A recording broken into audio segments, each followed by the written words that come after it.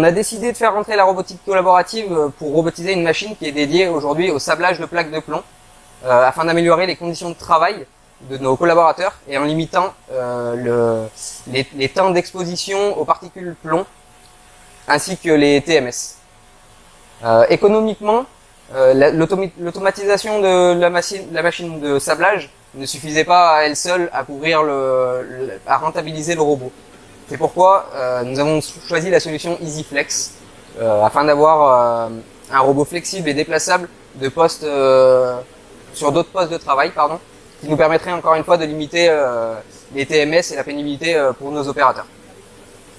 Nous souhaitons faire au robot toutes les tâches qui sont pénibles pour l'humain et qui pourraient être faites robotisées, qui pourraient nuire à toutes les tâches qui pourraient nuire à la santé de nos collaborateurs. Nous avons confié tout le projet à l'un de nos alternants en licence professionnelle industrialisation produit process qui a su parfaitement le maîtriser du début à la fin, du choix de l'intégrateur jusqu'à l'intégration sur poste avec la programmation du robot et en acquérant toutes ces connaissances avec la société Ideatech.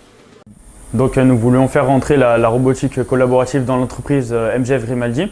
Et pour cela, en fait, on a listé différentes applications possibles pour justement le cobo, comme par exemple donc, le sablage ou encore l'assemblage, peut-être les bavurages, la prise des poses en machine, enfin de nombreuses possibilités. Suite de cette liste, on a fait une sorte de petit cahier des charges, donc regroupant les contraintes, les caractérisations des besoins en général, et ce qui nous a permis en fait de contacter différents intégrateurs.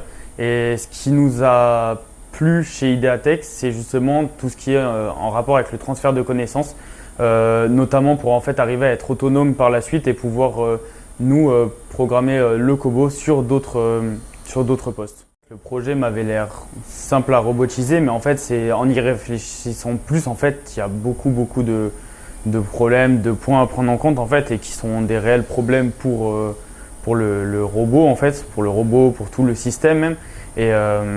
Et c'est à partir de ce moment que je me suis rendu compte qu'en fait c'était quand même quelque chose qui était compliqué. Nous avons constitué un groupe de travail au sein d'MGF et avec Ideatech pour échanger ensemble et porter le projet de l'intérieur afin qu'il puisse aboutir de la meilleure des façons possibles. Nous avons effectué plusieurs réunions de cadrage et de validation des hypothèses ensemble. Et c'est ce qui nous a permis justement de soulever quelques possibles problèmes et de travailler ensemble sur cette collaboration avec des vidéos qui pouvaient montrer justement, nous rassurer sur des essais qui ont été effectués chez Ideatech pour arriver à une mise en service facile et très prometteuse.